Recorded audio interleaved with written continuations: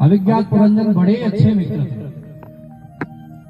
और एक दिन पुरंजन ने अभिज्ञात से कहा कि मित्र, मेरा बड़ा घूमने का मन करता है, तो मैं क्या घूम कर आ जाऊं, तुम भी चलो। अभिज्ञात ने तो कहा कि महाराज अपने राम तो हम यही मस्त हैं भगवान के, हम तो कहीं नहीं जाएंगे, तुम भी कहीं मत जाओ, कहीं घूम गए तो। पर पुरंजन ने एक बात भी अभिज्ञात की नहीं मानी और घूमने के लिए चला गया। कहाँ गया? पृथ्वी पर भ्रमण करने लगा तो पृथ्वी पर इसको 9 द्वार का महल दिखा, बहुत बड़ा, इतना अच्छा महल दिखा। और थोड़ा और उस महल के पास गया तो उसी महल में पुरंजन को एक स्त्री दिखी। वो स्त्री अकेली नहीं थी, उस स्त्री के साथ 5 फण का नाग था और 11 सैनिक थे।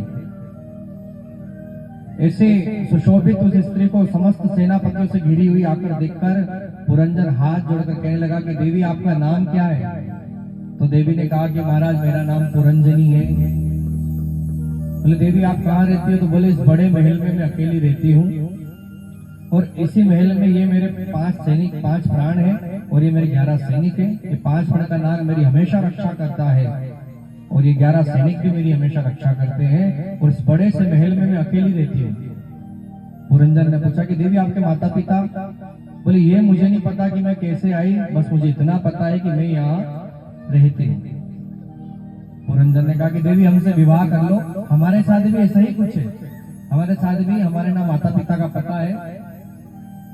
तो पुरंजनी को भी ये बात अच्छी लगी, तो पुरंजन ने पुरंजनी से विवाह कर लिया।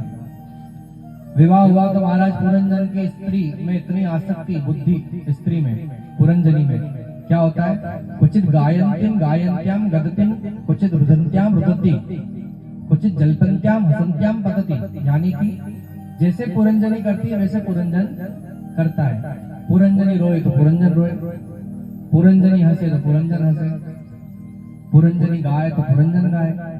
इतना आसक्त। बड़े महल में, उस 9 द्वार के महल में बड़े मदमस्त होकर पति पत्नी रहते थे महाराज। समय बीता, एक जरा देवी आई। जरा देवी ने उस 9 महल के द्वार पर आक्रमण करना चाहा क्योंकि पुरंजन उन्हें भी अच्छा लगा। और जरा देवी को पुरंजन ने सेनापतियों के बल के अनुसार मार पीट कर भगा दिया। जरा देवी रोती रोती चंडवेग नाम के गंधर्व के पास गई। चंडवेग ने कहा कि महाराज हमें भी भगवान ने बनाया है और हमारी भी बड़ी इच्छा होती है कि हम जाएं और हम भी कहीं रहे। अरे हम भी तो किसी से प्रेम कर सकते हैं।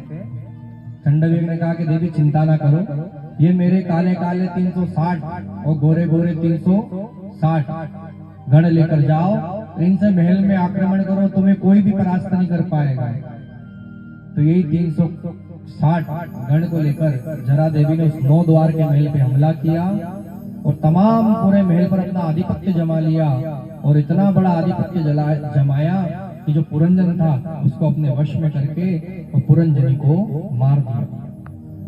पुरंजनी मरी तो पुरंजन उसके विलाप में बहुत रोया, हाय मेरी पुरंजनी, अब मैं तेरे बगैर कैसे रहूंगा। और ऐसे विलाप करते करते उसने भी अपने देह को त्याग दिया। जैसे ही मरा महाराज तो अंते मति सागति, स्त्री को सोचकर मरा था तो अगले जन्म में भी स्त्री हुआ। गांधर्व नाम के राजा से इसका विवाह हुआ। राजा जब मर गए तो सती होने के लिए अग्नि में जाने लगा, सती होने, जन्म स्त्री का हुआ। अचानक अभिज्ञात को याद आया कि जो मेरा मित्र था वो बहुत समय से दिख नहीं रहा है, कहाँ है। तो अभिज्ञात ढूंढते ढूंढते आ पहुंचा उसके पास और जैसे ही वो स्त्री सती होने के लिए अग्नि में जा रही थी तो अभिज्ञात ने तुरंत कहा, अरे मित्र सत्ता होने के लिए कहाँ जा रहे हो? तो उस स्त्री ने कहा अभिज्ञात से, मूर्ख तुझे शर्म नहीं आती?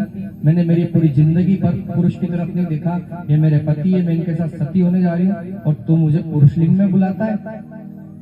तब अभिज्ञात ने पूरा वृत्तांत सुनाया कि अरे पुरंजन तुम भूल गए हो, हम दोनों देखो कैसे मदमस्त रहते थे सरोवर के किनारे।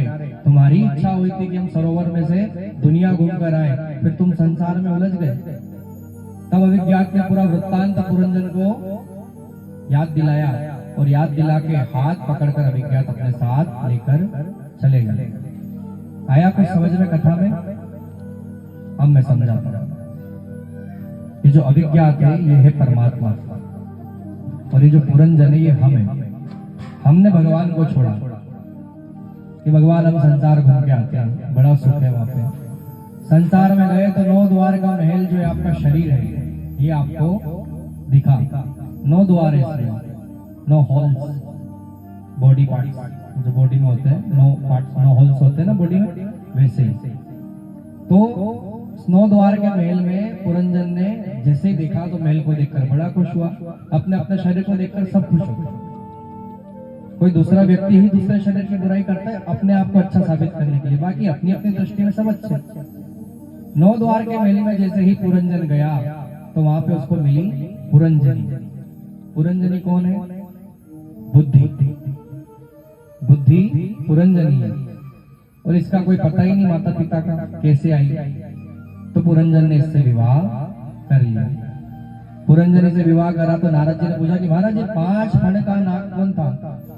तो बोले जल अग्नि आकाश वायु धरती प्राण पान उदान समान व्यान, ये 5 प्रणवकार जो थे इसकी रक्षा करते थे। इनको कहते हैं काल, समय। और महाराज बोले सैनिक, तो ये जो 11 सैनिक थे उस द्वार के हाथ पैर नासिका होश दंत जिह्वा कर्ण, ये सब आपकी 11 इंद्रियां थी। ये सब सैनिक इस भवन की रक्षा करते थे। बोले अब क्या हुआ महाराज कि शरीर हमारा बुद्धि का गुलाम हो जाता है। जैसी बुद्धि हमसे कहती है वैसे हम कार्य करते हैं। तो पुरंजन रोवे तो पुरंजनी रोवे, पुरंजन हंसे तो पुरंजनी हंसे। ऐसे हमारी बुद्धि जो कहती है वो हम करते हैं। समय बीता, बीतते बीतते क्या हुआ कि एक जरा नाम की देवी आई। जरा का मतलब बुढ़ापा।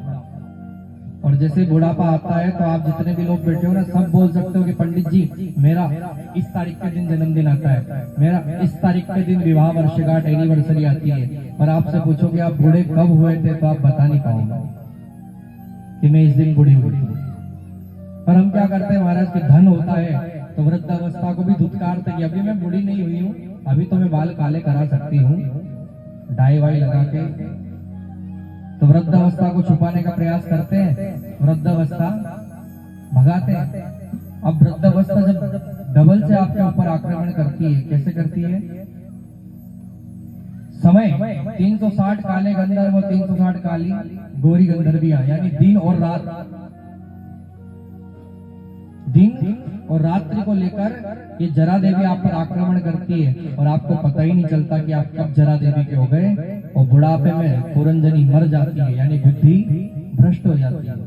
अगर वृद्धावस्था में कोई वृद्ध व्यक्ति ज्ञान की बात कहता है तो जवान व्यक्ति ये कह के उस बात को टाल देता है कि ये तो बूढ़े हो गए, सटिया गए, अब इनकी कौन सुने।